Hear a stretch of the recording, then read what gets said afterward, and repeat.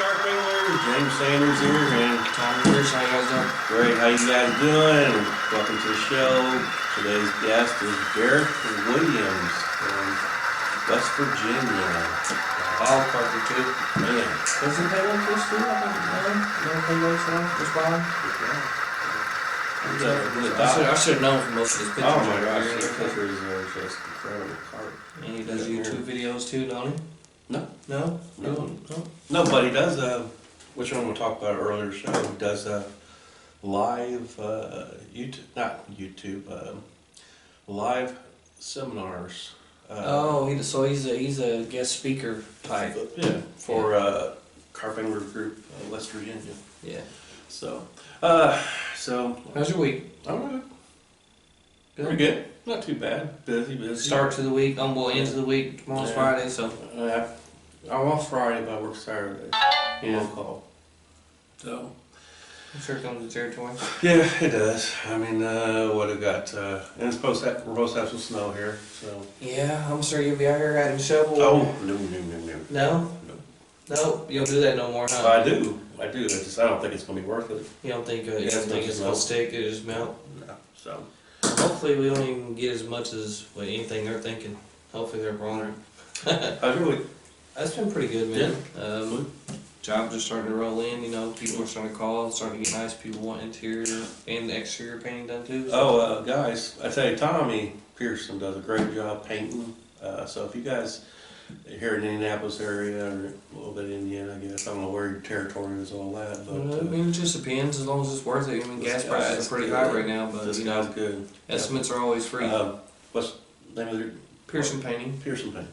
So definitely, he's a good contractor. If you guys need some rooms or houses painted or whatever else you need painted. So, but do you do acorns? Do you like craft acorns or anything you paint? No, I mean, I don't, but I know all the other painters that do. That do stuff like that. You do oil paintings? Huh? You do oil paintings? No, I've never Like tried. art? I've never tried. No.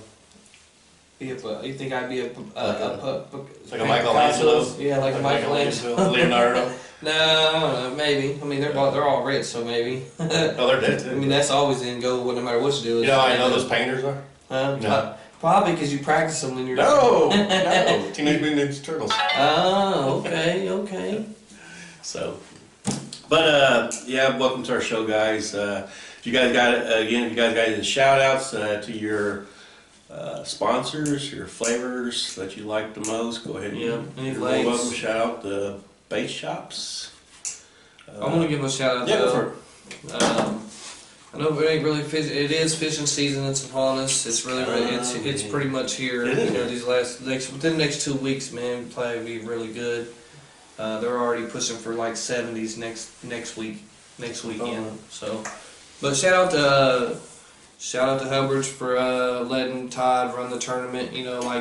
Like his dad used to do. R.I.P. Bobby. But it was a good turnout, man. We had 74 guys. Let's see, we had 74 guys. There wasn't a lot of fish caught. The water's still cold right now. Yeah. I remember growing up when I first started fishing. A lot of the lakes we didn't even wintertime fish back when I was dough ball fishing. Yeah. So actually, we should be kind of lucky in a way because you know how you get some of your memories off Facebook. Well, a year ago there was still ice. Yeah. If you remember, I don't know if it was last year. Remember, we had to use shovels. Yeah. On the March Madness tournament. Yeah. I mean, the lake was unthawed. And I think you was there videotaped that one. So. But shout out to Todd too, man. You ran a good tournament, man. Appreciate you doing that. Shout out to the winners, Cody. I want to say it was Cody Dobbs, maybe that won. If somebody help me out. And Rob Stout came in second. He had Cody Laney. No, Cody didn't fish. He didn't fish. Yeah, it was Rob Stout. No, it was Rob Stout, and I want to say it was Cody. I want to say it was Cody Dobbs, man. You'd be right. For sure. You'd be right. But he ended up winning the tournament. I think he had 5 spots. Rob Stout had 4 spots. Give me some thumbs up if you guys could hear us pretty good, and appreciate you. And again, when this video comes out, or even now if you want, just please share it too. Yeah. Oh yeah. Share this video right here on a couple of other group channels you guys want. Can we get thumbs ups? Because I ain't seen a thumbs up letting it know that you guys can hear us. We got about how many people got? 339. Oh, that's awesome. So, hey, you want to go ahead and call our guest? Yeah, we'll go ahead and call Derek now. So, I'm ready for fishing, man. Like, I know I'm going Dale Hollow March 1st. No, May 1st, sorry. When are you coming back? 8th. 8th. Going down there with a couple teammates. I know you're more welcome, man, but I know you got some, you're trying to go up north. Yeah, well, no, man, I'm not going to be able to go up north. Hello. Derek Williams, how you doing, brother? Pretty good. You? Yeah, pretty good. Welcome to Carp Talk. How you doing, Derek? Pretty good. So, we've been kind of talking about you. We definitely want to welcome to our show. You sent me a lot of photos that were going to pop up on the screen on the video of itself. But right now you're live on Facebook, and again, people out there on Facebook land, if you guys have any questions that you want to ask Derek, because you should, man, I tell you right now, the photos that Derek sent me is amazing. Huge. Charles. I mean, big old girls. Man. Without these pictures, they just all be stories. That's right. So, Derek, you're from West Virginia, right? Yes, I'm from Central West Virginia, right in the dead center. Hey, I want you to a little bit tell us about yourself and, kind of like, what you do for a living and other things, maybe your family life. Just get a little backstory about you. And maybe a little bit of how you started with carp fishing. Well, I work as a contractor. Okay. I do a lot of handyman services. Yeah. I started carp fishing being real serious carp fishing probably 7 or 8 years ago. Sweet. I'm a West Virginia state chair for carp anglers. See, I'm sorry I don't mean to interrupt. I was wondering about if you was or not. Yes? Pretty neat. I've been talking about trying to I've just recently joined, honestly. Okay. Yeah, last year, wasn't it? Yeah. Yeah. And I run a group on Facebook, West Virginia Carp Anglers Group. Yeah. I just try to grow the sport in West Virginia as much as I can, because we don't have a whole lot of carp anglers here in West Virginia. Yeah. We have a good bit up north, because we have pay lakes and stuff up north, but as far as down here in Central West Virginia, down south, we don't have a whole lot of carp anglers, so I'm just going to try to grow it a little bit.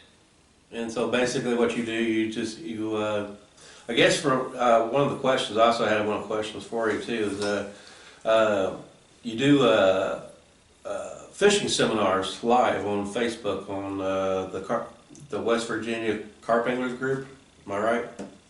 Yeah, that's something I'm trying to start off here, and we've had, I'm going to say we've kicked off 6 people that are like piqued their interest, and then their interests were piqued, and then we just kind of helped them, hopefully planted some seeds in their mind and really gets them going. Yeah. I'm going to do that on a regular basis, so just try to, one person at a time, 2 people at a time, just to promote. Try to grow it here in West Virginia. Yeah, I had the pleasure last week that I seen one of your little seminars on, and you was talking about, what was that one kind of bait that you was trying to explain to me? What was the name of that bait? They call black pack bait. I've heard of it. Have you heard of it? I didn't. And they say it's supposed to be the best, but there's not a whole lot of people, I guess, that knows how to make it. Well, you did a pretty good job. Well, I mean, yeah. I mean, they know about it, like West Virginia. I want to say some guys in maybe North Carolina and maybe South Carolina. Yeah. Oh, what was that bait? What was the name of that bait again? Black pack bait. Black pack bait. Okay. And it takes time. You few videos online on YouTube. Yeah, there's it's not really easy to make, is it? There's a lot of different ways. My recipe, honestly, I just cut it down basically to wheat germ, like half wheat germ, half. The wheat germ was really expensive, so I came up with a different, had to come up with an alternative. Yeah. I don't like a lot of money. And I just took wheat Chex Mix. And then you got to boil down molasses and then pour it in basically and mix it all in. And then the longer you leave it sit, the better it gets, the harder it gets. It packs really, really hard. Yeah. So does it spoil? Does it spoil? No, that stuff that I was using on the thing the other day, I made it back in November. Wow. I mean, it even was showing. I would like to have this recipe. Yeah, well, he's actually he had a good demonstration, and from what I've seen, and this was even in cold water. I mean, The you don't have to breakdown have this time recipe, but- was just a little over 3 minutes. Well, see, I like stuff like that because when you're messing with cold water and you're fishing with a cold water, your cold water will cause your bait not to break down. Yeah. It will, Right. it slows the Yeah, it process does. down for sure, and that's why in North Carolina, a lot of the Pele guys they'll use bread this time of year. Oh, I mean, I was watching it, and I'm like, and just seeing what he was showing on the video, I was like, man, this thing will break down for a good 8 minutes. Looks like to me, but no, for about almost just a little over 3 minutes. And So some stuff swells. Yeah. Some started seeing those bubbles pop out of it. Yeah, when it starts swelling and pulling that moisture, it pushes. It builds character when it swells up. So it kind of pushes it apart. So I mean, this is a really good type of bait that actually breaks down real fast, and then you could throw it out a mile long too if you wanted to. Yeah. So, yeah, that was definitely. How many other? And you were just on your little seminars. How many seminar stuff have you done? I mean, I think the other one you was trying to show people how to make a hair rig too. Yeah, all of them's been basic. Yeah, basic stuff. Starting out, basic beginner carp stuff. Just Right. trying to get people into it, just to improve everybody's catch rate and stuff. Just the basics and just any questions people have. I did 3 of them so far, but that's the first one I did live, and I think that's the way I'm going to do it from now on, just because it was more people got involved. It was easier. Well, I even when you was doing your seminars, I shared it to a couple of group pages, so hopefully that helped you out a little bit. I put it on the CAG forum and the Who's Your Carpers forum. So if you ever want to look up that bait, I definitely want to look it up because it's I love carp fishing. Period. Yeah. It don't matter if I'm at I was born and raised around Pay Lake, so obviously that's all I knew for so long. Obviously, once I got older, I started venturing out and getting more into wild water because it's when you go to a Pay Lake, some of the bigger fish that's been put in, because they weigh them. right? When you're in the wild, you don't know what you're gonna catch. Exactly. That black pack's real good for casting distance because you can really, really pack that thing, and it's hard as a rock. I don't know if you've seen that, James. When I tapped it on the table, it sounded like a rock. Yeah, I did. Black Hey, pack. Austin, send me a. I'm sorry, you guys. No good. Send me a personal message, Austin.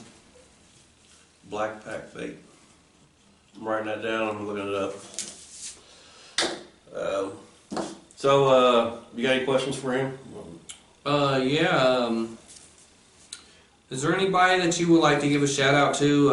Any sponsors Yeah, or anybody that you would just like to give a shout out to? Honestly, but I don't have any sponsors or anything like that. I don't have anybody that really say hey to my dad. He's listening, I'm sure. Yeah. Williams. Yeah. So, okay, I guess we'll go ahead and start. When did your passion for carp fishing start? The real passion started probably 7 or 8 years ago, but I've always had this curiosity for it. Thanks to in-fishermen in the early 2000s, they had an article about the St. Lawrence River and using boilies and all this fancy carp gear I've never seen before, and I was like, what is all this stuff? And We get that a lot. Yeah. My curiosity peaked, and really didn't really get into it until probably 6 or 7 years ago. got really serious about it, and it's kind of took over. I was thinking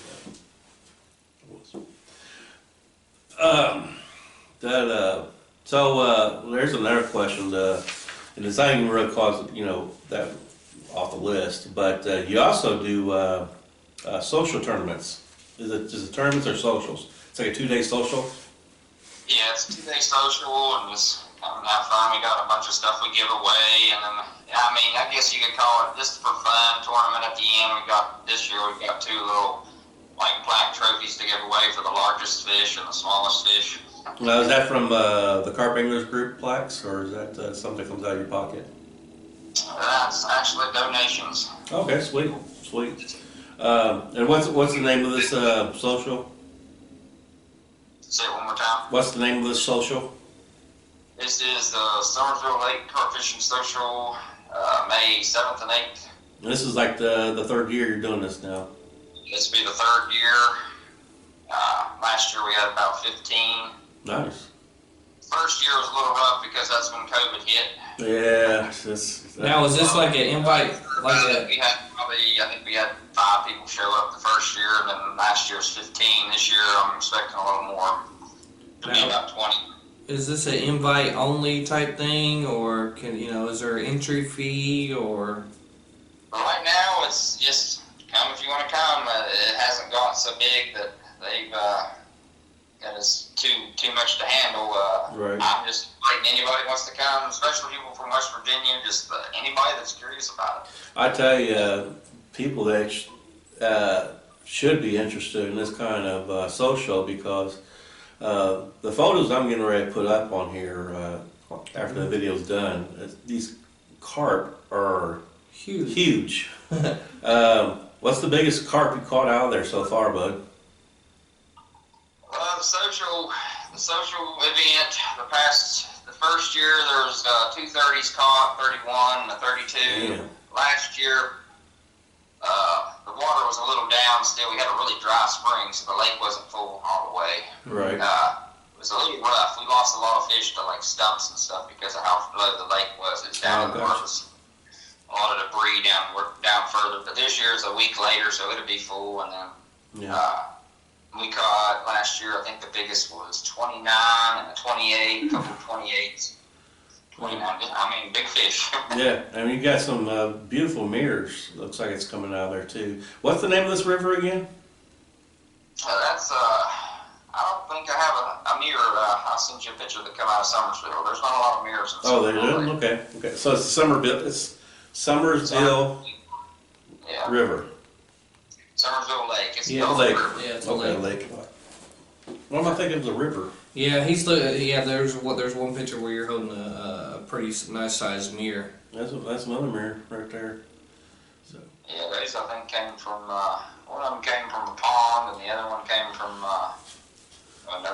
another river here in West Virginia. I tell you, Derek, if I were you, at least for a good couple of years or something or what, it wouldn't be a bad idea if you start some kind of guide service to put people on some nice carp. You know what I mean? Because that's how you're going to get them interested. Yeah, because that's some of the carp that you're showing us is like, wow, man. And I talked to Tommy about this last year. I said, man, we got to go over there and check, this Derek Williams' fish out, because they were so amazing. It's almost like the fish that you're showing me. It's pretty close to Del Hollow. Yeah.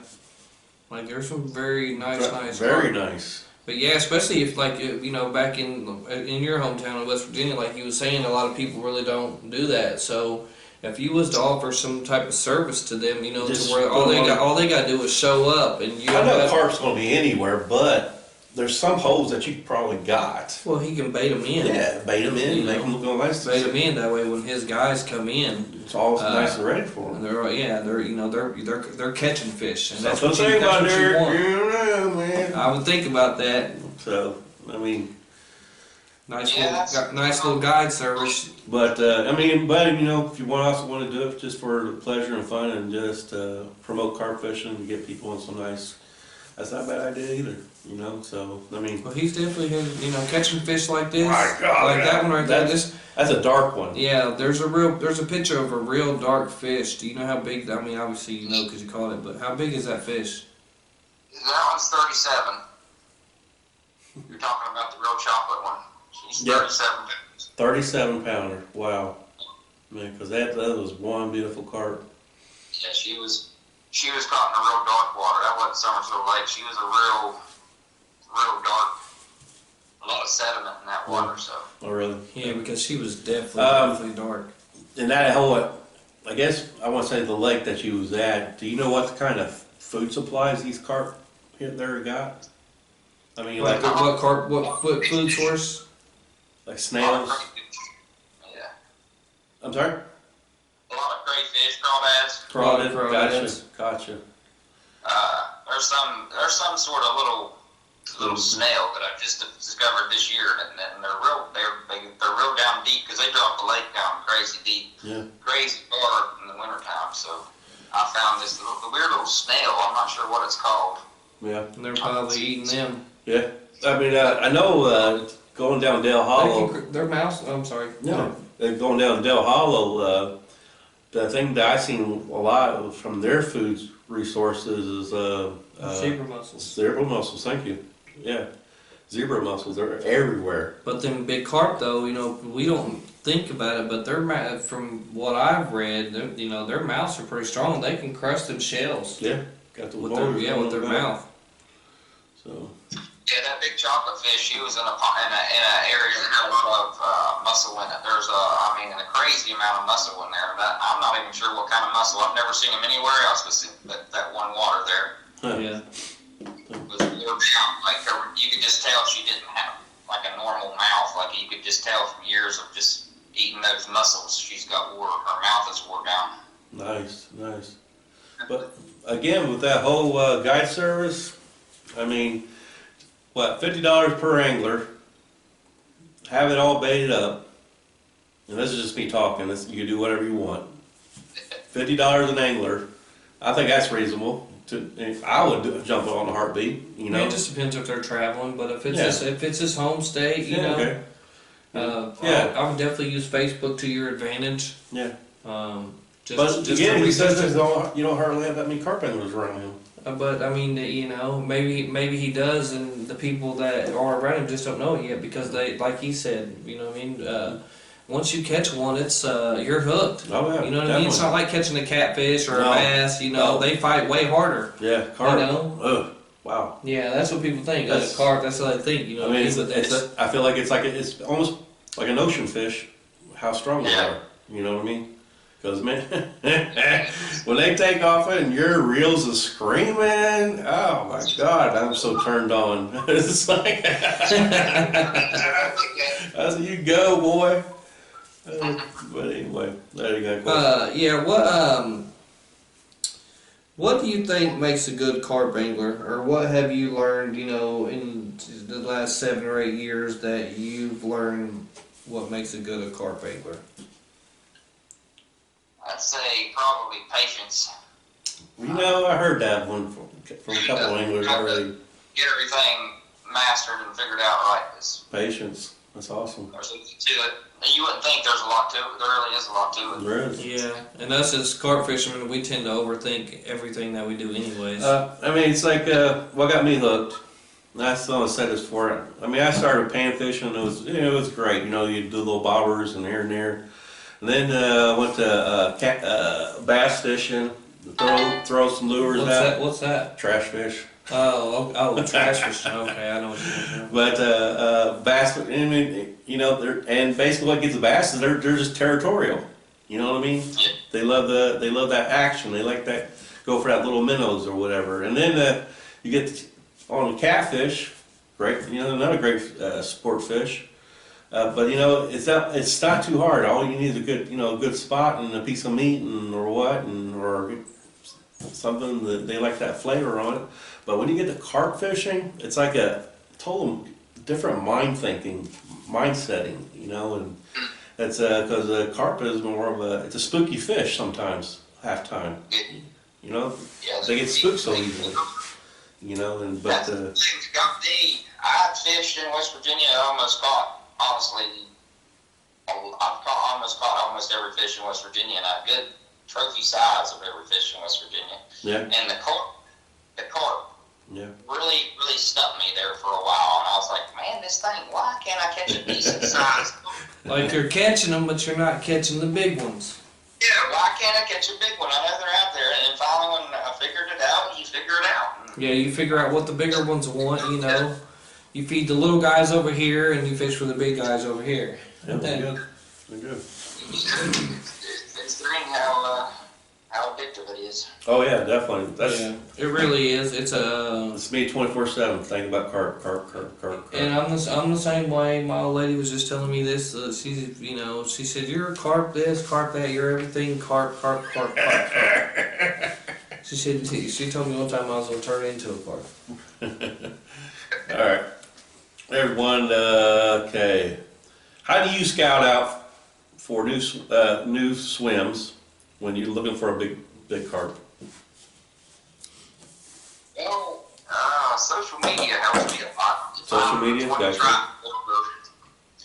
If I'm wanting to try new water, I'll get on to like fishing reports, on social media. You have all these groups in your states, and we have 3 or 4, and I'll get on there and I'll be like, so and so, you know, the first carp in this water.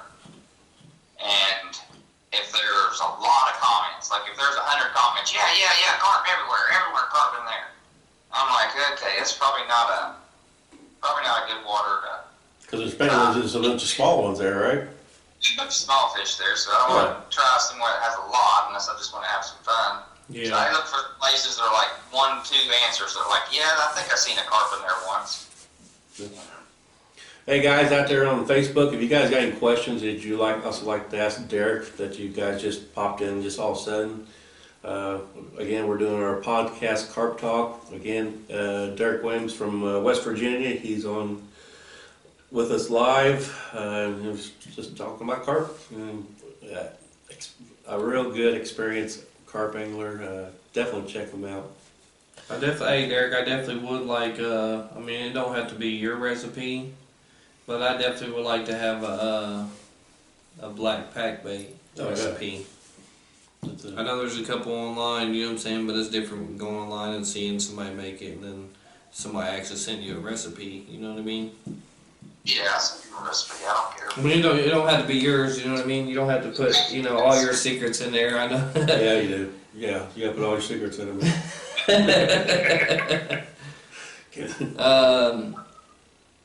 Alright, Chris Brady. How is fishing access in that lake in West Virginia? There's a few places. It's got 2 access points. The bad thing about Summerville is they don't allow you to set up any bivvies or any, and they're really strict particular about the way. Overnighting? Yeah, they see camping. Like you can be out there in your chair. Yeah. If you pull out anything that looked like a den or. So basically, how about they might jump you. canopies? They don't say anything about canopies, and that's why we're not social this year. I'm not trying to cross the DNR or anything over there or anything, but when you do a bivvy, they say a bivvy is not considered as a tent because you can remove the bottom. A tent has a bottom flooring And the door. and the door. Well, a bivvy is pretty much the same thing, but you can take the door off the bivvy where the front's open, where it's only 3-sided. Yeah. But that's what I hear. Don't quote me, but of course, every state's different, laws are different. So you just. Yeah, but it just depends on who you have and how they see what a tent qualifies as. And right. Unfortunately, the Corps of Engineers at this particular lake see a bivvy as a tent. You got one of those there, huh? Yeah. This is actually one of our questions, but I guess we can go ahead and get it out the way since somebody has asked Sheila Williams. Ask him if he prefers rivers or lakes. We'll go ahead and throw a couple. We're gonna go ahead and throw another one on there. What? Oh yeah, we're gonna add to that. Yeah, lakes, rivers, ponds, or canals.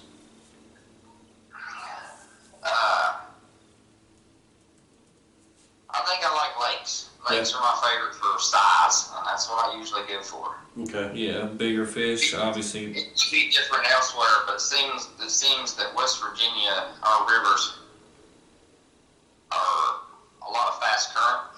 Mm-hmm. And if it isn't a river with fast current, so we have the canal and the Ohio, it seems like there's too much pressure. Right. Too much. Too much other food to beat the bigger fish to the bait, to the chum or whatnot. Yeah, it just seems there's not enough food to go around, so they don't get as big. Yeah. But the lakes, there seems to be, not always, but I like lakes. They seem to have a higher chance of having a bigger carp in them. All right, this next one comes from one of our teammates, Brian Hauser. Who? Brian Hauser. Man, don't play, you know. He said, if you had one lake to fish for the rest of your life, what lake would you choose? One lake. One lake. I'd probably choose my lake here, my home lake here. Have you ever fished out So West Virginia? Do I have the option of traveling? Yeah. I don't know. I mean, I guess the question would be if you was a millionaire. Dream lake. Yeah, you know what I mean? It'd pretty much be like your dream lake.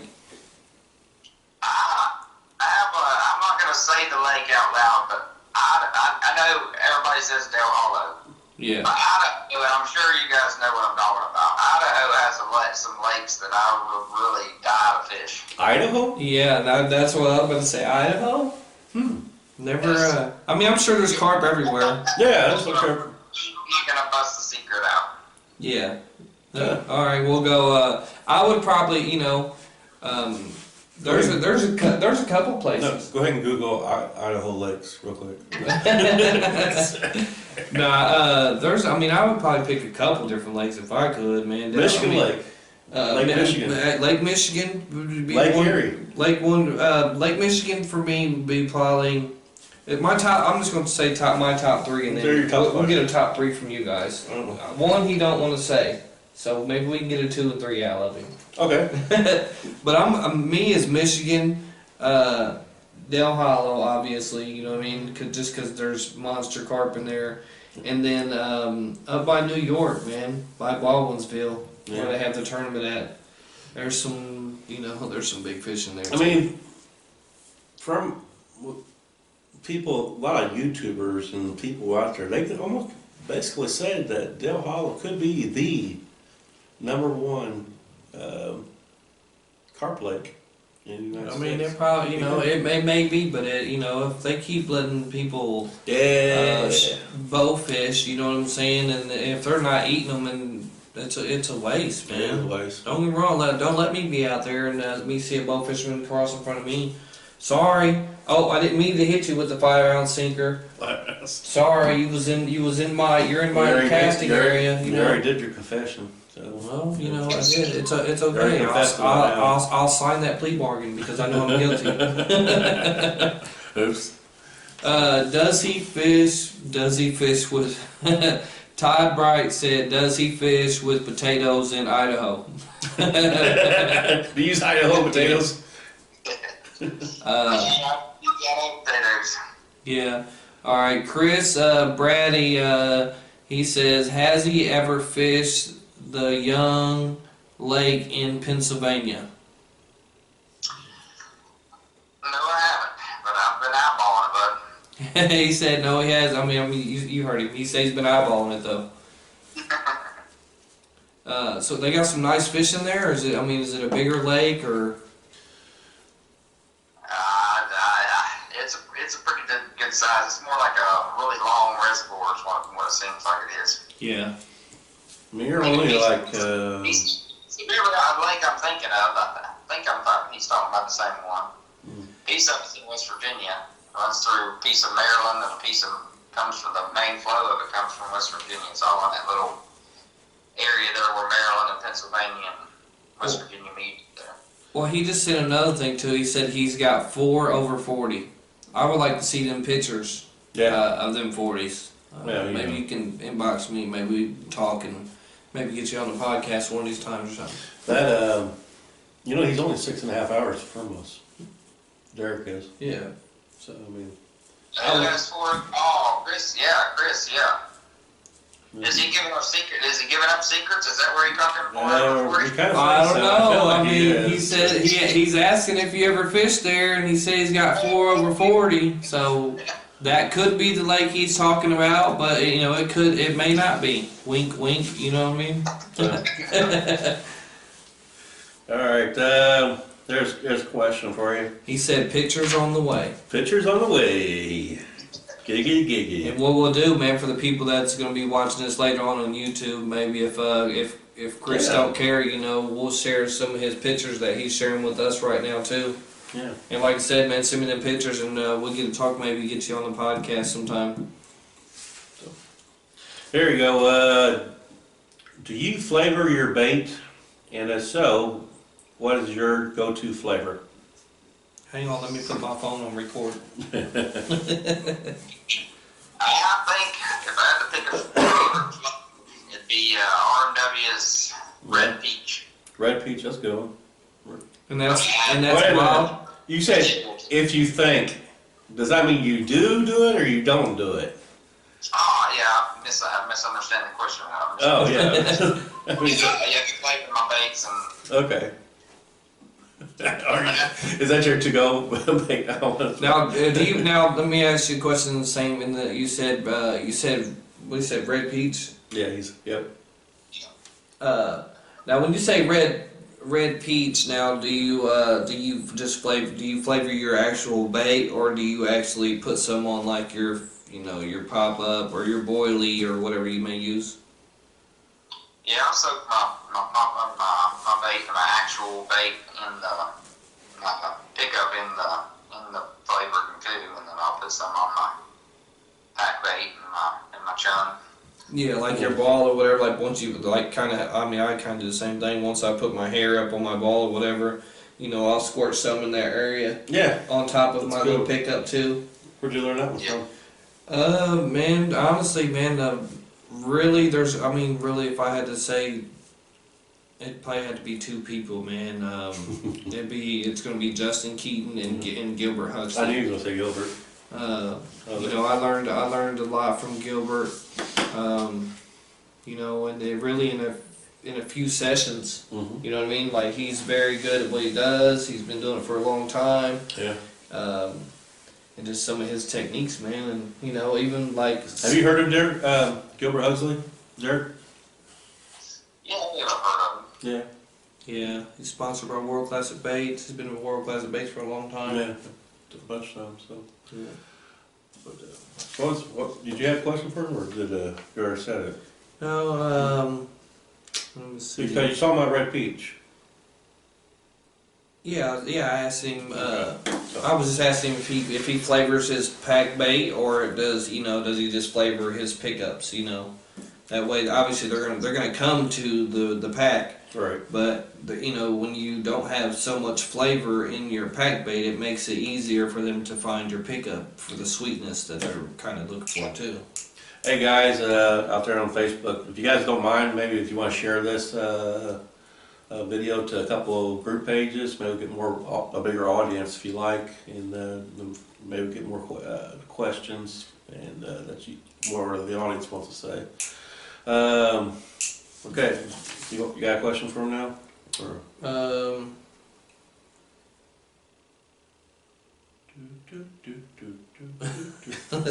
I'm just going through the questions right now, and you know what I mean. I'm just in that red peach. I also like to add a little bit of for my pickups or anything that I'm using. Mm-hmm. Yeah. What kind of pickups do you use? Chili oil on it. Oh, chili? Chili oil? Chili oil. I might be completely goofy, but I seem to think it like deters catfish. I've never caught a catfish on it, and I've caught a lot of catfish on. Well, you catch a lot of channel cats and stuff. I never caught one. Yeah. I'm using it, so. Now, is there any type? Is it a certain name brand chili oil, or is can you order the chili? Can you order it online or Grocery store? Grocery I don't store? know what the name brand is. It's Yeah. just this. It's in the Mexican section. Yeah. Mexicans got some good spicy stuff. Yeah. And their food is really really good, and it's really healthy for you too. Is it? Yeah. My I feel like I'm overweight. What, eating tacos? I mean, no. I think if I ate more tacos, I probably wouldn't be overweight. Well, because they don't have all the carbs and all that stuff. They got that little bread. Yeah, that's what I'm saying though. They eat a lot. Mexican people tend to eat a lot more healthier than we do. I like Taco Bell. What kind of rigs or pickups do you prefer? Most of the time I use the just the standard boat rig with the normal just a standard hair rig, but and the pickup, my favorite pickup is Chickapee. Chicken feed? No, Chickapee. Oh, Chickapee, sorry. Oh. Yeah, they take flavoring really well. I soak them in I have the little power bait jars that you use for trout fishing, and empty those out, and I use those. I soak them in all kinds of different flavorings. And they take the collaring. They take collar like. They really. Now you said chickpeas, right? Chickpeas. Yeah, chickpeas. Chickpeas. And that's just the Regular chickpeas. Yeah. like peas, right? Yeah.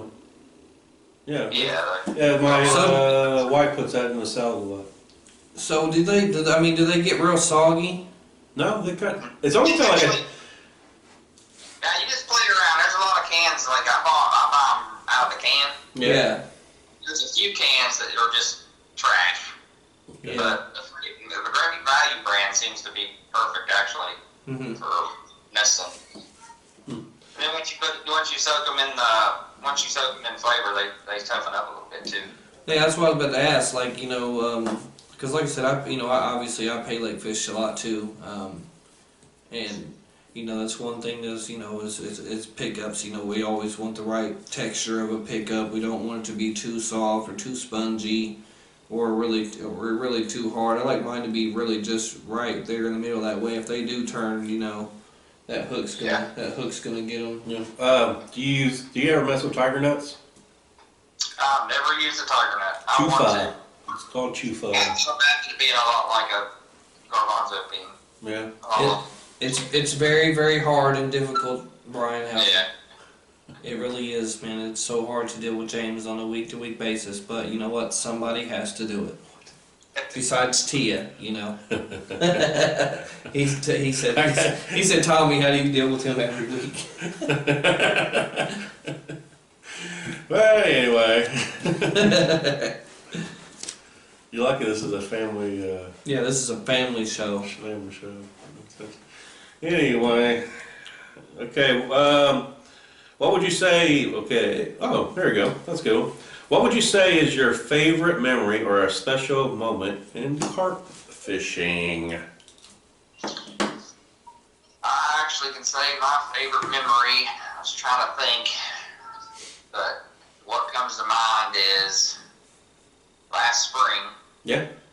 Last March, I had my entire family down, and carp fishing can be very family oriented. You can. And I had my two youngest girls, or my fiance's two youngest girls, they were down there. She's 2 and 4. Nice. And I had my son, he's 8, and my niece, and she's 11. And everybody there, including some kids that were at the campground we were at, got a reel in fish, and they absolutely loved it. Nice. They were holding the fish in their laps, and the carp were big as they were. Wow. That's awesome. Kennedy's little as all get out, so it video. was just as big as she was. And they just loved it, and that's probably but anytime I get to go out and fish, and especially with my dad, anytime's a good memory. Oh yeah, definitely, 100%. I'm getting ready to take my son Hunter to Dill Hall. Are you? Yeah, it's going to be me and him. He's been.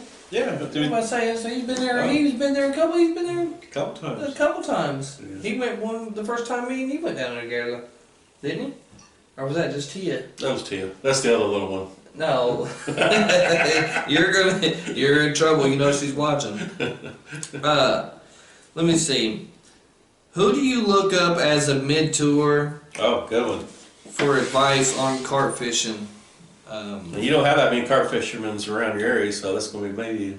Well, I mean, he had to learn it from somebody, you know. Yeah. I'm sure, you know, we'll let him answer. Well, I started, Who? Robbie Strait was a guy on the Carp Anglers Forum. He goes by Possum. Okay.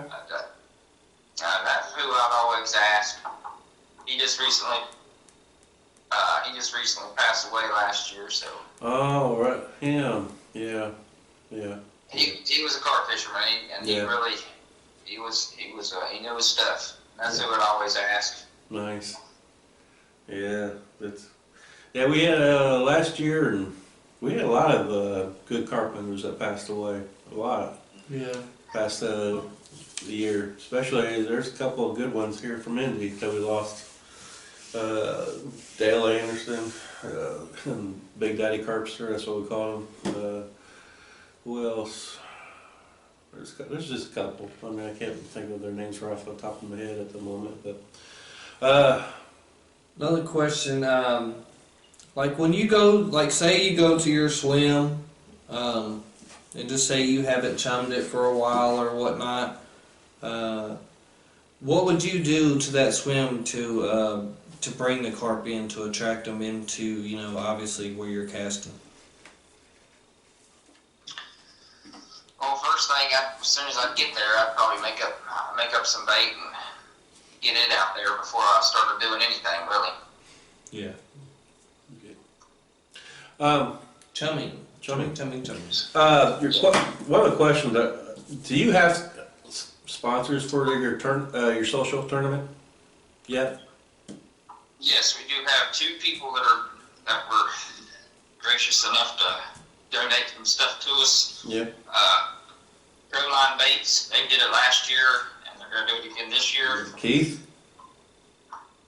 Yep. Yeah. And He's a good guy. Yeah. He's on our podcast next week. Yep. yeah, I've seen that. I'm looking forward to that podcast. Yeah. And then we got RW, Joe Lutz. Yep. Saying his last name right. Yeah, he was on our podcast last year. Yeah. Good guy. Matter of fact, he was at our carp chili meet. Yeah, he came all the way from North Carolina. You know, Derek, that's something you should definitely look into next year. You know, when we do our carp chili meet, you should come up and check it out, because definitely we always have a great time. It's pretty much like a big Man, carp chili meat with you know, all the flavor companies pretty much. If the flavor company owners ain't here, yeah. there's definitely somebody here representing the flavor company. You know, there's just a lot of different people that come from everywhere. Oh, yeah. A lot of we had 18, 19 vendors this year, something like that. We have way over, I feel like 700 carp anglers. Yeah, I mean, we definitely had a lot of people. When's your tournament social? May 7th and 8th. May 7th and 8th. Okay. That's something that fascinates the heck out of me is how many people y'all have carp fishing in the state of Indiana, right? Yeah. We do have a lot of carp fishermen here, but you know what? Like, hey, this ain't nothing though, man. You really wanna. I mean, I don't know if you follow any of the lakes from North Carolina or South Carolina, but you want to see some diehards. Yeah, you want to see some pay. There are a lot of pay lakes. You know what I mean? You know, we have a mixture of both, but you want to see a lot of carp fishermen. Go to North Carolina. Go to Joe Lutz's lake or Pops. Yeah. And you just want to go around there. I mean, you wild fish too if you want to down there. They got some good like. They do, but they take care of their fish. Oh yeah. You know, their fish. You know, all their fish look immaculate pretty much all the time, and they're using double hooks down there. You know what I mean? Yeah. Landing mats everywhere, almost at, you know, a lot of the lakes and stuff like that. So it's, you know. I want to send I'm one of the sponsors. Bottom Feeder Baits wants to sponsor your tournament a little bit, so I'll throw some goodies your guys' way too. Derek. I'm sorry. James was saying that obviously he's owner of Bottom Feeder Baits, and he would like to pitch in and help sponsor this year. Awesome, that'd be awesome, bud. I appreciate that. Yeah. So maybe he'll send you a couple, maybe even two or send 3 packs of carp cocaine, and maybe even send a couple landing mats your way too. Landing mats too. Teach people about carp care, stuff like that too. Also, people out there, if you guys want to get a hold of Derek too, if you guys want to throw some shout outs and sponsors his yeah, if you guys want to help sponsor. Yeah, I'm sure Derek ain't gonna mind that at all. So I won't mind. I'm sure everybody participating. I'm sure Zach wouldn't mind. oh yeah, so I mean you got R&W from Joe Letts. You have what else? Who you said? Keith from Yeah. Proline. Sorry. Oh man, Proline, Keith, and I mean, he's got some, to have Joe and Keith. There's some good flavors too. I mean, not even just their products. Just them as carp anglers themselves. Because before the business, they're a carp angler themselves. And I've seen it with my own eyes too. So. You got a question right now? I can't see. I'm blind. No, Ricardo Martinez said, sweet stuff. He said, I wish you guys were live on your YouTube channel. That way I can watch it on my TV. I would, if I was smart enough to learn how to do that, I would do. It's like this here is basic how I could get by. If I could actually get a good technician. If we can figure out somebody to help us with that, we would get all that up and running and everything. Because obviously, I would love to do that. Heck yeah. I'm sure we can figure something out. Yeah, I mean, we could figure something out. But yeah, but thanks for the shout out on that. Okay, I'm gonna get another big question for you. Now, if you guys like what we're doing here, hit that subscribe button. I said subscribe, right? Yeah, but first you'll have to go to YouTube. You have to go to YouTube and hit the like. Look up Team Fish Fighters. And if we're doing a good job, give us a thumbs up. Share the video. Yeah, and at the same time, if you guys don't know Derek, give him a follow too on his Facebook page. You do have a Facebook page, correct? Yeah, he does. Okay. West Virginia Carp Anglers. Yeah, that's the group page. That's a good group page. That's what I post most of my stuff. I don't use my personal page. So we appreciate you, Ricardo. Yeah. We appreciate everybody that watches our YouTube videos, and we just try to help the up and coming carp fishermen. That's new to the game. Carp fishing. I've been fishing for a long time. I've been carp fishing for over 15 years. Started out dough ball fishing, and to go from a dough ball to how the pack baits is now, it's changed a lot. Yeah. Now let me ask you, speaking of like dough ball fishing, so since you just started 7-8 years ago, did you used to dough ball fish, or did you did you start out using the breakdown pack baits and stuff? I started out using a can of corn and a number 6 Eagle Claw. I mean, hey, it's I don't think there's really no weird way to fish. No, but corn is that's when early in the spring and in the fall, those are my go-to. Yeah. If I'm using 4, if I'm at a pay lake and I'm using 4 rods, I got 2 of them corn. So what size hooks you use? Huh? He said. Oh no, they're probably you. Oh, the same size. Most people put some corn on their hook, or up their line and on their hook. I just put 3 pieces of corn. When I first get there, I will throw 5 or 6 pieces of corn. That's it, no more. And throw them right there, and then I'll put 3 on my hook. Yeah. And then I'll That's cast. the key. I think that's the key number.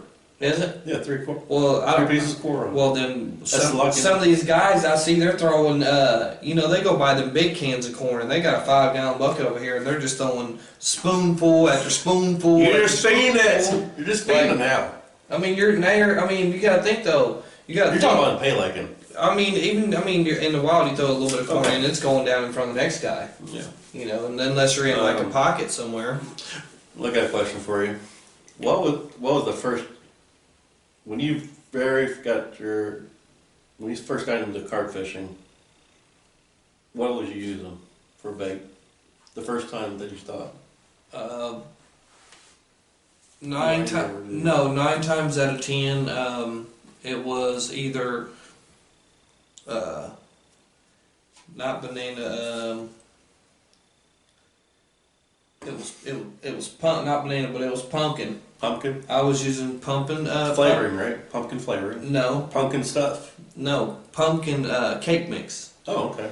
A bag of coconut shreds, a box of potato flakes, bran flakes, That's like and some pumpkin spice. Stephen Oakett using.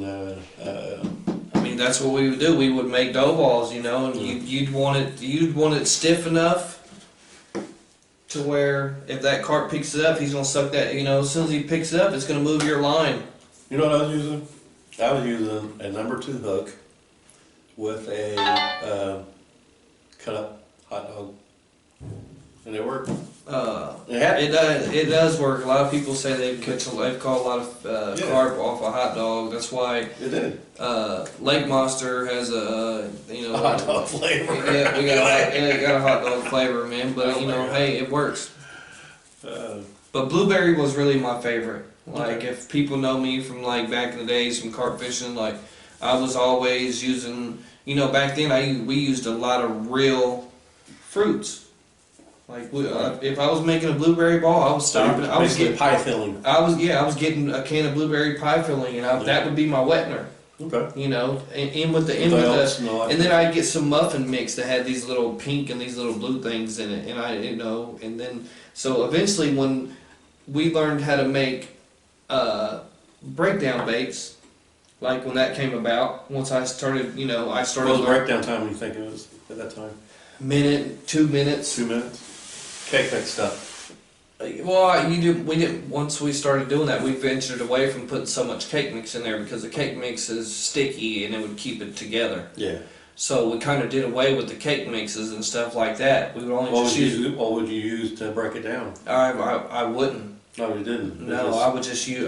Lock up. That's it. I would just use the blueberry mix, and then just a tad little bit of potato flakes to make it lock. Okay. And then when you cast out there, them bran flakes, because instead of breaking all my bran flakes up, right, I would just mix it up. I would just mix it up and leave the bran flakes whole. You know what I mean? Right. Like a buddy named old school dude Tim Robinson taught me. He used to put 7-8 pieces of bran flakes on his hook, like as a pickup. Oh wow. And then he'd pack the same bait around it. That way, when it goes out there and breaks down, it's almost like they're sucking up, the bait, but they pull that hook in there. Well, I guess we do have a host on the phone, so I guess we gotta talk to him now. Hey, Derek, what's up? How you doing? Welcome back to the show. You there? Yeah. Oh, there he is. Sorry, man, we got a little carried away talking about happens. What's the weirdest kind of bait you would use in carp fishing? That's tough. You remember? You know anything, Derek? The weirdest kind? The weirdest thing that you could use you've ever used that you thought it wouldn't work, but it worked. I'd say I don't think it'd be weird, but crayfish, live crayfish. We used to use them on New River all the time. I never tried that yet, but sleeping. I know, right? I grew up on them, boy. I went around the bank. Hey, I'm telling you, I would go around the bank. I'd walk around the bank every night. Looking for crawdads. Yeah, because I was looking for certain crawdads. I was looking for jellies, what we call jellies. Oh, soft shells. So when it's time for them to come out their shell to grow, they come up. They try to get into the most shallowest water. Okay. To make their shell come off, and I would go through with the flashlight and get them, like he was saying. People think it's fun. Thinking they don't work, and they will work. I've caught some big carp off of some jelly crawls. We forgot about you again, Derek. I'm sorry about that. How about so crayfish? Now, would you use a Did you use what size hook, or did you use it as a hair rig too? And so when we was doing it, it was back when I first started, and it was when I was crazy about catfish for some reason. Okay. I don't know why. Why is anybody crazy about catfish? Yeah. You know? Because they wasn't introduced to carp fishing first. You know, we would have like 6 or 7 catfish rods, and then we'd have one Right. for a carp, and we'd put that soft shell crayfish on there, and that's the one we'd always catch fish on. Yeah. Catfish would corroborate, and we were catching carp all night, and we were still crazy about catfish there for a while. And I was like, man, and it just started dawning on me, man, I need to start carp fishing. So you was using what size? A good size number 2 hook? Yeah, it was a circle hook actually, and Okay. I can't remember the size. Big old circle hooks that we used for catfish. I think I'm gonna try that. I'm gonna hair rig one. Yeah, What? way too big.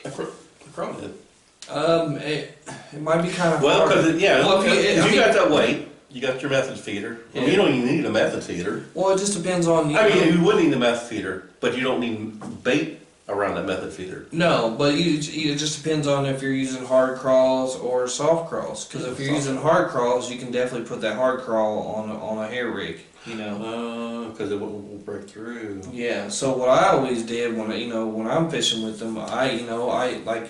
Here's their tail. Yeah. I would take my hook and I would hook it in their tail like that. And so I'd pull my hook out right here, and then I would turn the hook towards them, and I would stick the hook back up through it. Okay. Like that. So you are. So yeah. So And what size hook would that be? It really didn't matter. You know. Okay. Back then I was using. I mean, I was a kid. Whatever I could get my hands on, that's what I was using. You know what I mean? Okay. We would always go to Beach Grove Bait and Tackle, which is now Adams Outdoors. Okay.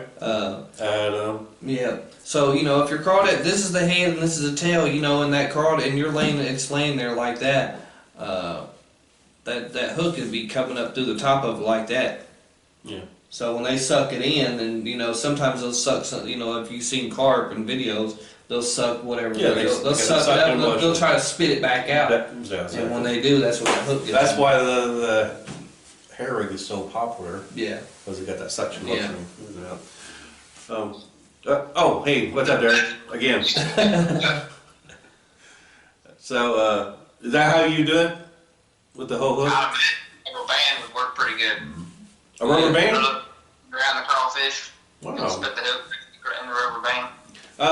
I had a guy. Never thought about that. There was actually a carp angler that I went down Dale Hollow with. His name was Phil something. I can't remember his name. Forgive me, Phil. But he used, when we went to Dale Hollow, because he is all about the natural stuff that surrounds a bait. Yeah. And he used the geo rocks as method feeders, as a weight, and he used the rubber band around the geo rocks. And basically, I guess he maybe had a boilie or a corn around just the hook, because he was trying to keep the whole natural look of the lake wherever he was at, Yeah. like El Hollow. So I guess that would be kind of smart. He was on it. Take some of them rocks and make sinkers out of them. yeah, he was Might on drill it. holes to them. And of course, once you get a carp, those geo rocks just falls off. Yeah. You know what I mean? Because it's just surrounded by a rubber band. Yeah. Yeah. Here's a quick question for you. What would you say is your favorite memory or a special moment in carp fishing? We already said that one. Did we? Yeah. Yeah. I don't have my pen, so Yeah. I'll let David mark it off. Yeah, we already said that one. You're a little late. Go ahead. It was his kids. Oh, Yeah. okay. So, well, hey, you got any kind of questions that you want to talk about or something, Derek, or anything? Or anybody out there's got questions? There's a guy. Who's that? Todd Bryce said I put crayfish on hooks with rubber bands so they stay lively to catch bass or carp. Oh, there you go. We understand the carp, but I don't. Yeah. What's trash? A trash fish? Nah, we're just joking. Yeah. We're really not. Just playing. What kind of Rubber bait? band Do you have bait around shops around you, seems to Derek? become popular. Yeah, it does, Aaron. No, we do not. We do not have anything. That's what's so crazy. But you go down, you look in something like North Carolina, South Carolina, Indiana. You type it in, and there's a bunch of bait shops for carp fishing. Yeah. You don't have anything. That's it. There's one up north. Yeah. More in town because there's a few pay lakes up that direction. But, We had here in Indiana, we had a bait shop called Westside Bait and Tackle. And then when Jim Donlin, the owner, he sold it, or closed it down, it was kind of like a chain reaction. We all of a sudden we had a bunch of bait shops just automatically just pop up because what the anglers wanted, they did not want the carp fishing to die. They knew this, our state, at least our state, was all about carp fishing, and so there was actually a couple bait shops that stepped up to the plate, but no one really couldn't at the time when Westside Bait was there. People had a hard time even competing with Westside Bait and Tackle. Yeah, well, he did so much for people. Awesome. He did for the bass guys, the catfish guys, he did it the all. crappie. He donated to everybody, basketball team, football team. He did it all. He was definitely a great sponsor for. So how many bait houses do you have around you down there? None. He just said none, right? None. Yeah. None. we don't have any for carp. We have a lot of bait shops and stuff. But, Well, that's what I was asking. Do you have actual bait shops down there? yeah, we have a few of them. Yeah. So the carp anglers that you do know down there, you guys don't ask them to carry certain stuff or anything like that? There's one store that I've talked to, and she has agreed to do it. I keep meaning to get with her, and because she wanted me to show this where to order the stuff, because this is all new stuff. I brung in a bunch of the stuff to show her, Right. like baiting needles and artificial corn and the spots and all that interesting stuff that I knew she'd never seen. Yeah. And she's like, oh yeah, I'd love to have. People would probably buy this for trout fishing and chumming trout and all that. Yeah. Maybe you can talk to her about getting bottom feeder baits in there in the future. Yeah. Maybe. That's pickups. Just pickups. Pickups, bait. Different pack baits, everything like that. Pretty easy, self-explanatory. Just add corn, and if you want a little bit of flavor, mix it up and go. Yeah, good. Yeah. Done deal. Do you guys order? Do you shop from like Big Carp and Tackle online? Yeah, that's where Big Carp Tackle, Yeah. Amazon. Amazon's a good one. Decent prices with Amazon too. For beginners carp fishings or whatever you want just to get you by. Walmart surprised me with the amount of stuff they have. Yeah, Walmart. Walmart has some stuff online that's you wouldn't think they'd have. Right. Yeah, I'm sure they probably do have a bigger selection online than what they do in the store. I never even looked at that or anything like that. Yeah. Walmart has a lot of carp fishing stuff. Huh. It's kind of. Yeah. What's that one? What's that dough bait? The bees bait? Yeah. Is the bees bait? No, they got bees. Well, that's mainly for catfishing, I think. Yeah. There's that bad in there. Yeah. Yeah, they always got the bees bait. Bees is everywhere. Bees bait's everywhere. What's the little dough baits that used to come in the little packages? Yeah, it's like kind of like soft boiling type. Well, I never used it as bait. I would always use it as line marker. Did you? I would. Line marker? Yeah, I would buy it. Play-Doh or Play-Doh. I did, but you would. Plumber's putty. You could buy that little bag for $1 and some change. Well, years ago it may not be $1 and some change now, but I would just use it as a line marker. Yeah. I used to use a plumber's putty. Yeah, it really works well. Yeah. I know a lot of people that use that in the village world. So Ricardo Martinez said yeah, Walmart has a lot of carp gear online only. Oh, just online on it? Yeah. I'm gonna have to check that out. I never knew that. Yeah, I didn't either, really. Fortunately, we got a couple of good bait shops around here that supplies us carp stuff that we need too. And Ricardo, me personally, I've never used it, but I wouldn't suggest. He said I heard WD-40 was a great scent for carping and catfishing. I mean, it may be, but Yeah. it's not good for our waters. It's not good for any lakes or anything like that. So I mean, you know, I sort of kind of agree with him a little bit. I mean, I'm sure any oil any type of It's thing. actually got fish oil, fish ingredients in there. But I mean, I wouldn't recommend it. But I think that's a really really old school. I mean, I'm sure that's what a lot of the older people used to use growing up because for one, they didn't really know no better, Right. and for two, the reason they did it is they used it because it worked. Yeah. Yeah. So. Yeah, you wouldn't have heard the water back then. I mean, that water was already polluted. Yeah. Oh, White River. Yeah. We got this one river by us. I mean, I wish it could be a little bit better cleanup, but it's not really recommended to drink out of or swim in it. So from what I've seen, unless you're going way down south or up north, away from the city area, then it's okay. What river you guys fish? Is that the same river that's real popular for trout fishing? Probably not. If you got down way up north, probably, but not. I haven't Is it the seen no same trout. places? I don't even know. I mean, I'm sure. I don't know exactly how far. I know. I ain't never seen nobody trout fish. No. You do a lot of trout fishing? I used to. Like I said, I used to do a lot of different species before I got crazy about it. Do you fly fish? He started carp fishing everybody, and he ain't never looked back. Well, that's a good thing. Love it. I mean, that's what it's about. What would you like to see, Derek, that the future for carp anglers or carp be more Like as far as like rules and regulations. Yeah, like rules stop and people regulations, just the future for carp fishing. I mean, Yeah. like a sport or something. Yeah. See them get a little more respect than they do. Do you have a lot of bow anglers around where you at?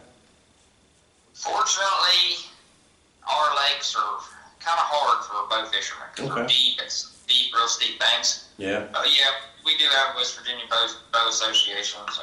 Okay. Yeah, I'd like to see them get a little more respect. They're still, every now and then I'll see one get shot about 30 pounds, and I'm hoping that kind of breaks my heart a little bit. Yeah. It's part of it. And actually, right here at Summerville Lake, I always fish salmon run. Yeah. There's Summerville Lake that has a lot of bow fishermen in it, and if I just want to catch a lot of carp, Do you have I go down there and there's a lot of bow fishermen just walking around shooting. Yeah. Hooked a couple of them into sitting down and fishing with me, and they're like, "Man, this is fun." I'm like, "Put this boat down, come on over here and fish." I mean, there's definitely. I'm trying to get them to join in a little bit. Right. I mean, that's what I hear too. I guess you could. I've seen some bow anglers actually come to the wild side of Start fishing Yeah. the way how we do and Yeah, stuff. I mean, exactly. I mean, they actually say, hey, this is kind of cool. I think I had a cousin that actually, he bow fished for a little bit until he started getting to know a little bit more about carp fishing, and now he's hooked. Oh yeah, you got a cousin that bow fishes? Yeah, I used to. Yeah, we're going to talk about. Used to. We're going to talk about this in the group, guys. Right? Yeah, we're going to put him on probation. Not me. Just cause he's family doesn't mean. Well, you better turn him. You better turn him. There's a question for you. Have you ever ate a carp? No, I'm not. No. I ate one a long time ago, and this is before I really got into carp fishing. It's not bad, I guess. I mean, you cook it right. I mean, I don't know. They said. I think they're real good. I mean, that's how they got here and why they're here. Do you have Asian carp over there? What is it? Asian carp? We have them starting to come into our part of the Ohio. They're here. They're here. I'd say they'll be here hardcore in the next 5 years or so. Yeah. People are starting to catch them. So. Yeah. I heard those things are good, some really good eating. Yeah. Of course, here when we're in Indiana, DNR, of course, if you catch it, you catch They one, want you to have kill it. Yeah, we got to kill it on the spot and don't throw it back in the lake. And or what, you know what I mean? But And see, it's because of that rule right there that people think that they can just kill any carp. Yeah. And throw any carp on the bank. I mean, that's something I really would like to see is they actually take the common carp and the mirrors off of the Asian, take the Asian carp word off the. Because they're good for our rivers and all that stuff too, man. Because they clean, you know, obviously they're bottom feeders, so they're cleaning. They're filtering. Yeah. They're filtering. But you know, bass anglers, okay, they blame the carp, you know, for ruining the bass bed lines and all that stuff. But if you kind of think about it, it's like a circle of life kind of thing. It's a they both feed off each other. You know, you got the bass eating the carp when they're young for food, and not just that, but I'm sure bass probably eat their eggs too. Yeah. Bass eat their own species is just bad. Yeah. You know, but better keep your kids over there, or I'm gonna eat them. I mean, but I don't know. What time we got? I don't know. It's almost 8 o'clock. Almost 8 o'clock. Anybody got any questions for Derek Williams from West Virginia at all? Anybody? Also, give some ideas, guys, that you want us to do for a show. Next guest that you'd like to put on to our show that you think that might be good for it. Heck, you know, or some ideas.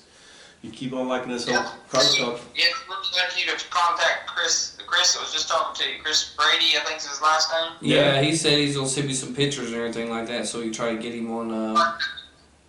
He catches some monsters. I'd like to see you guys pick his brain. Pick his brain. Okay. Yeah, let's do that. Austin Bay, or Bolick, I think. Sorry if I pronounced your name wrong. Bolick. Yeah. Bolick. But he said, have you ever fly fished for carp? Oh, that's a good one. No, I never fly fished. It's working hard. I missed my chance a few times when the cicadas come through. Oh man, I bet you carp is all over those things. Yeah, Summerville's a real clear lake, so I'd say you can see them from a mile. I don't know if we asked him this question. What's that? What is your PB common? No, we didn't. What is your PB mirror? What is your PB buffalo if you ever caught one? I'll start with my PB buffalo. That's probably like 6 pounds. It's not very common up there. Over there, is it? I'm going to try this year around West Virginia to have some real big buffalo. But, probably my PB mirror is 26, I think. Nice. My verified PB common is 37. And then I caught one this past spring that my scales were doing something funky. And I knew it was the biggest carp I've ever caught by far. And it was saying it was like 33. And I'm like, no. It was way off. And I know this thing had to be 40 plus, but whatever. No, so verified is 37.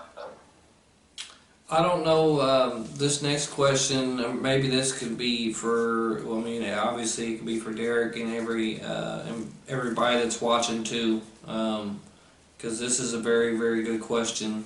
But I don't know if Derek has the answer from this because he's in West Virginia and he's not in the UK or anything like that.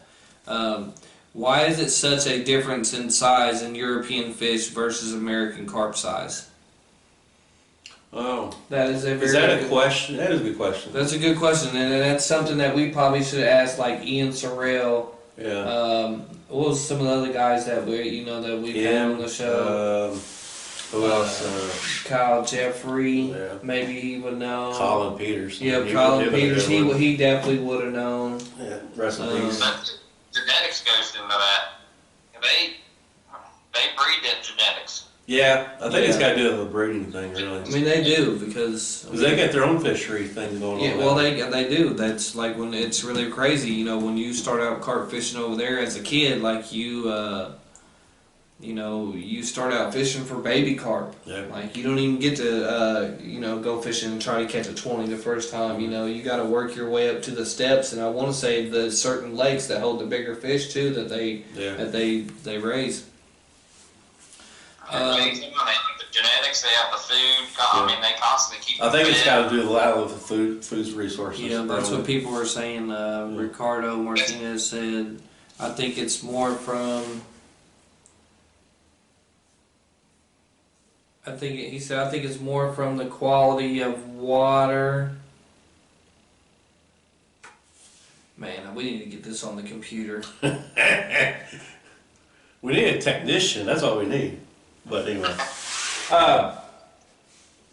what was that, man? 80% of Eurofish is a leather or a mirror, and USA is a common, and that's really true. That's why we get a lot of European guys and stuff like that. They want the mirrors. That's why they come to Del Hollow and stuff like that, because they want commons.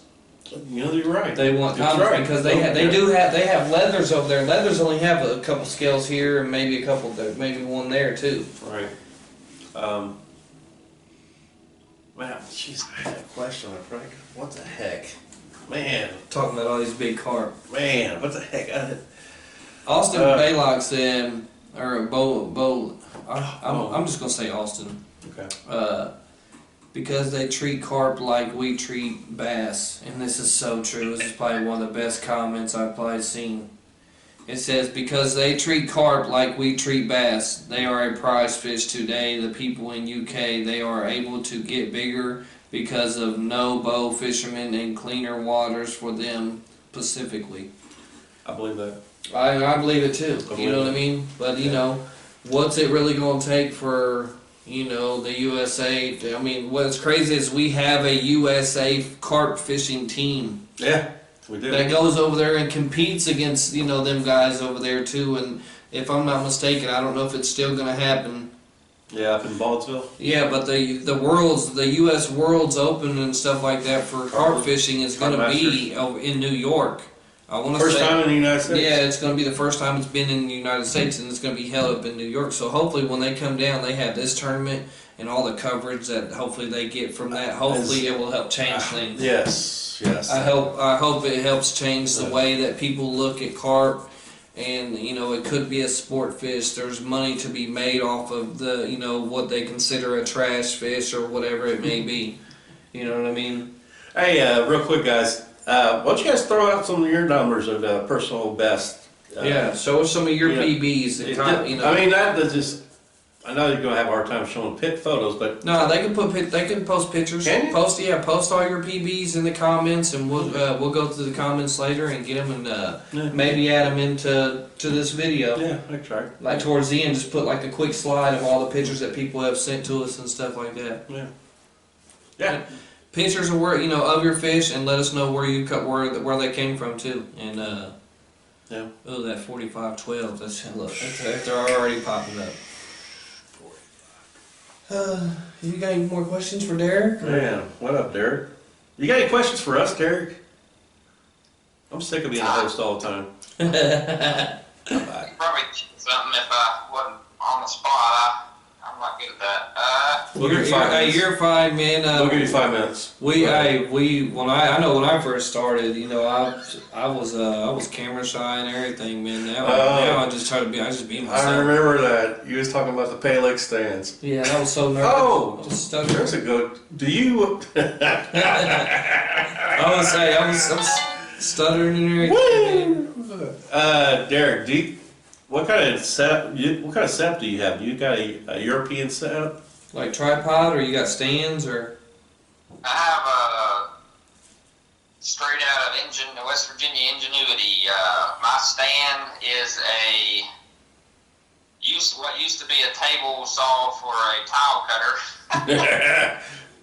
That's kind of cool. You know, I want to see a picture of it. Send it to us. I'll take it. I want to see a picture of it, and we'll put it on the video of this. But I have seen people get really creative on making their own fishing stands. I mean, back in the day, Pay Lakers, they used lawn chairs, upside down lawn chairs where it didn't have no Well, I guess you could have some of that, their blanket to cover type, the clothing, whatever. Yeah. I seen the people try and make a European pod stand out of PVC pipes. Nothing but PVC. Yeah. I mean, but we've seen it all. Yeah, I mean, some people they use what they got. Yeah, you know? I seen like people. He said what? Go ahead. We'll let him finish. Yeah, go ahead. But he said he was using a table saw, to a table saw. What else have you got on there? I put two these little. About the alarms on the front. I had to use actually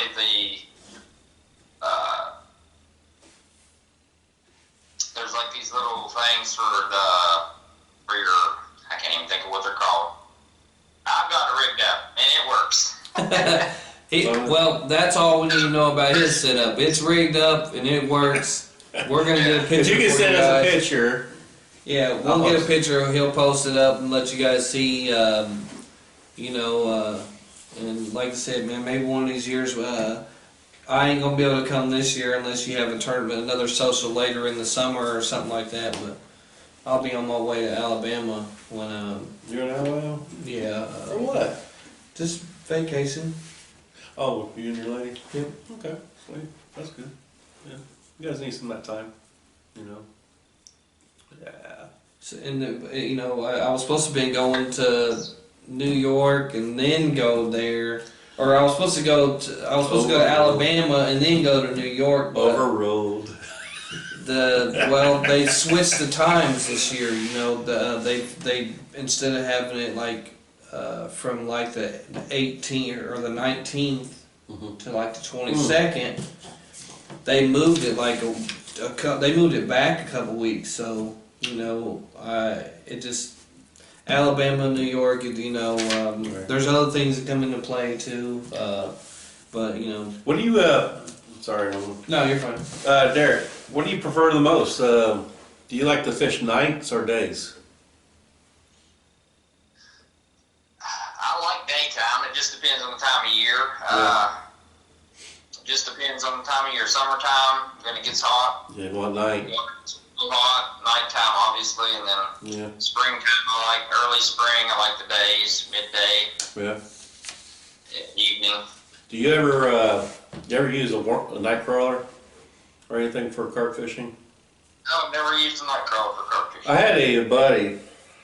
Matter of fact, he's one of our teammates' uncle. He actually, at the time, he broke the record of the biggest carp in Del Hollow, where he actually used a boilie and a night crawler on it. Night crawler topped on top of it. Yeah. Mm-hmm. Yeah, and he caught. Man, I want to say the fish weighed 51. I want to say 40s, big 40. No. I want to say 40 something. Maybe it was 47. I was thinking. But for a year, if anybody knows that number, Because they caught it when they was out there with Rick Slinker and them, didn't they? yeah. They was out there with Rick Slinker. And We I did want to a say video. it was a big 40s. It was 46 or 47 or I something. think you're right, 47. I think it's 46 or I think you're 47 or something like I that. think it's 47. And it held for a good year until a Canadian, He had like a 48. 48, I forget his name too. My gosh, what the heck, James Well, we Sanders? we wasn't prepared to bring up that name, but we can look it up. I mean, we have the information. We just don't have it stored here. We have it stored on the computer. Smoking up one. They like the protein. I'd say. Oh yeah. If there's a way to not target catfish, I'd say you could catch carp on cut bait. And I heard that they do that a lot for those big blues or flatheads. I heard carp is great bait for those cats, but I don't know. Yeah, because Protein. yeah, he was talking. There were people just talking about Del Hollow. He had a couple of questions. Yeah, no questions? No. Ricardo. For you guys. Huh? He said he got a question for us. Yeah. You guys. Question. Well, you're the. I'm wanting to. One of my next goals for West Virginia, being the state chair is to do some tournaments here in the state. Y'all guys host a lot of tournaments, so Yeah. give me some advice. Oh, that's simple, bro. I'm right there 100%. Yeah. First, you got to do the advertisement. Sponsoring, I mean, you got two of the best people that I would help sponsor. yeah. I mean, And really three, because James just jumped on two with bottom feeder baits, so Yeah. you're already starting in the right direction. you basically just go out and you start asking people, and 9 times out of 10, people are right there on the spot to help you out. Yeah, here. Oh, yeah. It's it's all It's about advertising for them too. yeah, it's all about locations. Yeah. Oh, yeah, yes, plenty of locations. Yep, you got plenty of locations, plenty of access, Yeah. bathrooms. Obviously you have to figure out like a Nah. porta potty situation. I mean, Yeah, I mean, it just depends on. you don't really need, the bathroom stuff. If you got the closest gas station, maybe, yeah, you go down there, you need Yeah, to do but number one. Depends on how big he wants that. How Well, he's big, like in, depends on how big he wants to make it. Right. You know what I mean? Yeah. Because it could be whatever you want, or Derek. you tell those people That's bring how your I own feel, porta johns. you Bring know. your own porta johns. But you're more welcome to hit me or James up, and we'll get together, or it's gonna be hard for us to get together. But you can pick our brain. I got a lot of information on different tournaments that I've been to, tournaments that we host all the time. The rules vary Yeah. in different places. They don't want the gambling going on, and stuff like that. Some places it's against the law, and some places, they don't really care. It just depends on DNR, really. Yeah. You want to get trophies, just tell them that it's so much percentage pays for the trophies. And sometimes even some door prizes if you want. But Yeah, you can have people donate door prizes. yeah, say 15% goes to trophies and door prizes, or whoever wants to donate. But Yeah. it's easy to contact people, anglers that wants to take them. Yeah. You could, Well, always learn closed mouths don't get fed. yeah, I mean, contact me anytime. Every time you have a social, let me know, and I'll throw some things your way. I'd be happy to do that for you, brother.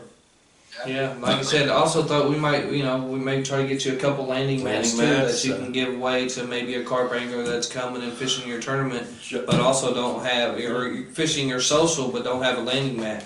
And then obviously you could show them, teach them, and then somebody else is going to see their landing mat and they're going to be like, well, what are you doing why are you putting the fish on that? And then they can explain why. It protects the fish, it keeps their scales from getting dirt up underneath them, which causes them to get infection and die. Yeah, all that good Yeah. stuff. We're pretty fortunate. We have four landing mats that I got a pretty good bit of donations, so Yeah. I was able to get stuff that I thought would be good to give away, and then Yeah. I have a surprise for everybody that shows up that I'm pretty excited about giving away. But we got 4 landing mats already to give away to people that don't have them. A bunch of hair rigs. Record that. Just all kind of, or not hair rigs, baiting needles, and we actually have some hair rigs somebody made up that we're going to give away. We got a bunch of stuff to give away. It's going to be a fun social. Do you make your own hair rigs? Yeah, I make my own. Yeah. Yeah. Now, when you do your own hair rigs, what kind of line are you using? I'm using 30-pound Power Pro. Okay, that's good. That's good. What's that? Braided? No, it's just a Power Pro you can buy for. Okay. Now, when you said, like, when we was talking earlier, you said you do seminars, obviously on fishing and stuff like that.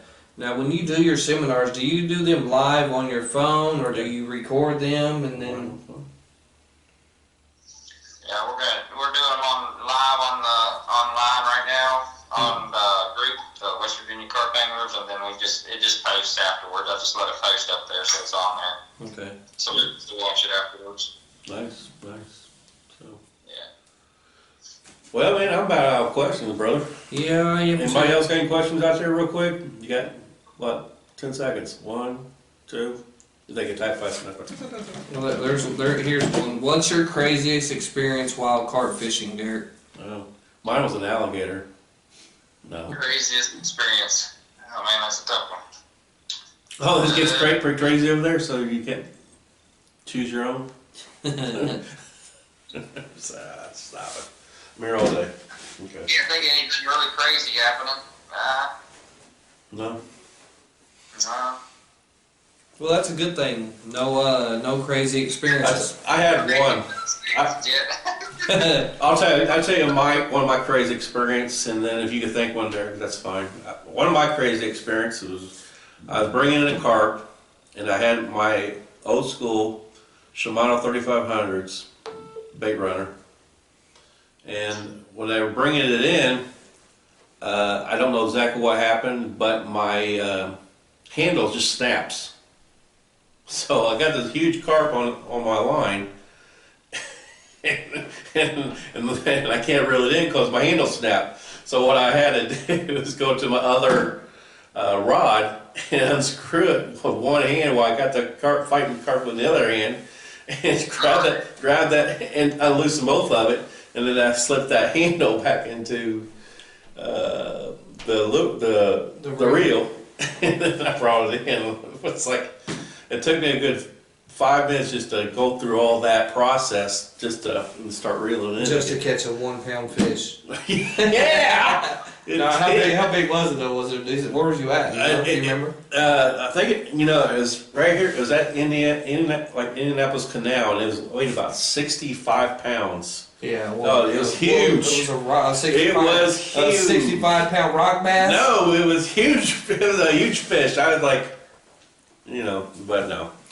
No, it was probably about 20 pounds. 20 pounds. So. You catch a 20 pounder? Yeah, I got pictures. Yeah, I got photos. Yeah, he I cut out a magazine. Of course, he cut it out of a magazine and put his face in there. I put my head on that one guy's face. He didn't mind. He liked it.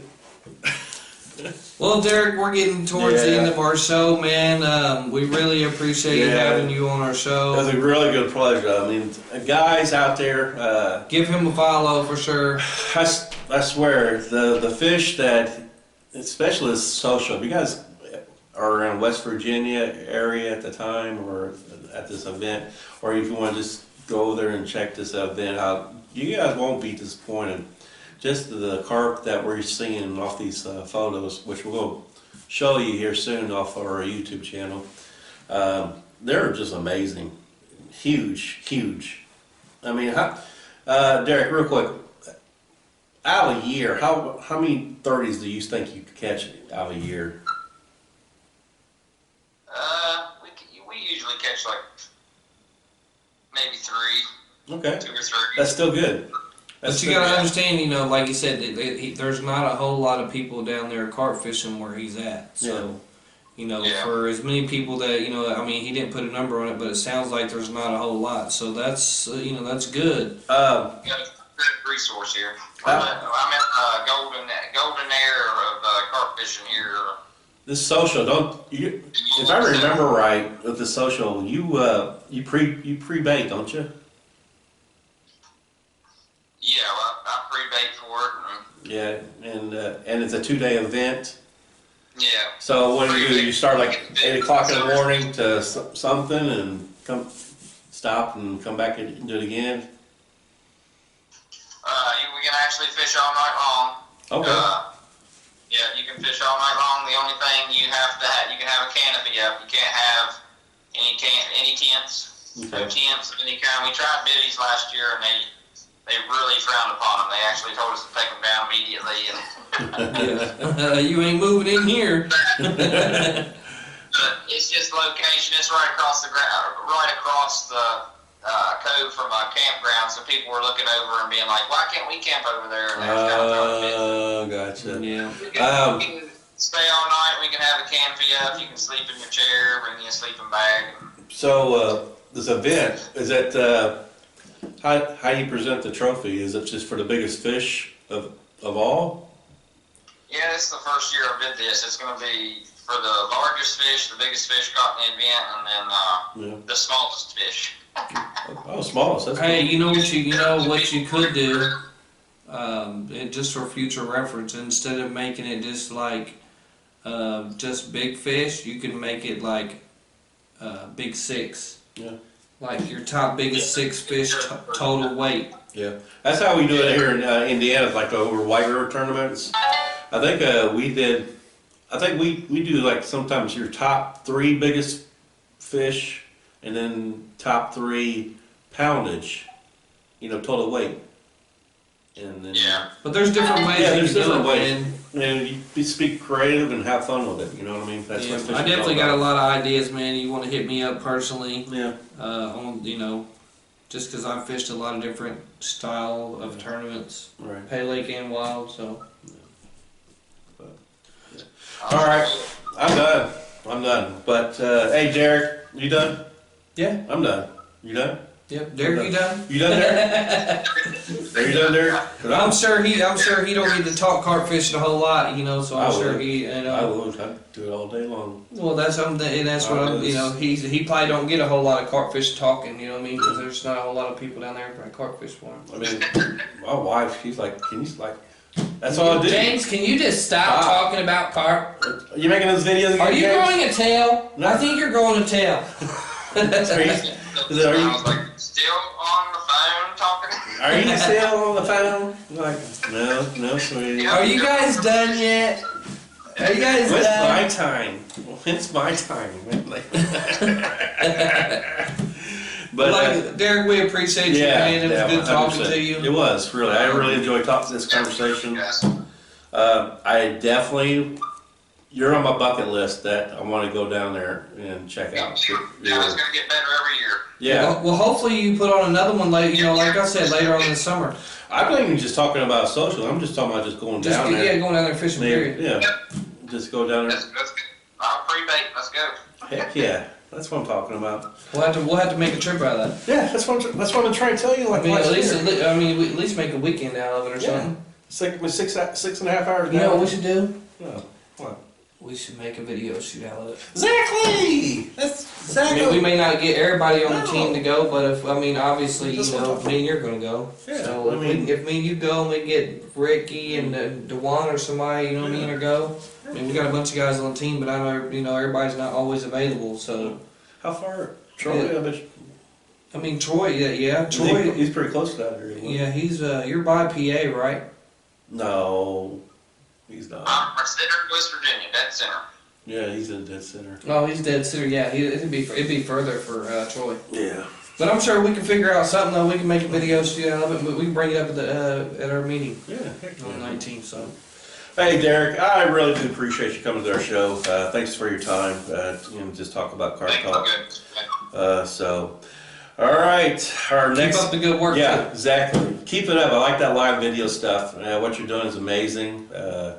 Keep it up, and keep doing what you're doing, man. Yeah. If you keep doing what you're doing, you will start catching more attention of people that are around you. Yeah, promoting carp. I've noticed that it's grew the last 3 years from when I started. So. Yeah. So, all right, our next guest. Thank you, Derek. Appreciate you. And we'll talk to you. We'll talk to you soon, brother. All right, our next guest will be Keith Lindsay. No, Keith Sisney. Keith Lindsay. Sorry, for Proline Baits. What state is he from? What state is he from?